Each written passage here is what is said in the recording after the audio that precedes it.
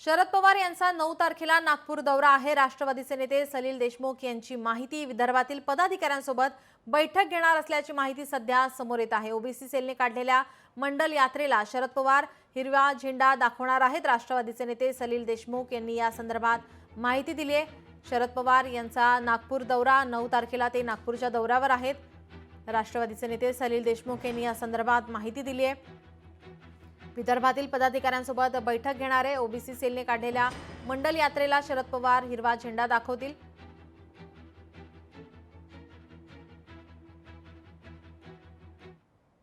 सन्माननीय शरद पवार साहेब येतील, या यात्रेला हिरवी झेंडी दाखवतील। यानंतर अनेक पदाधिकाऱ्यांसोबत त्यांची बैठक होईल।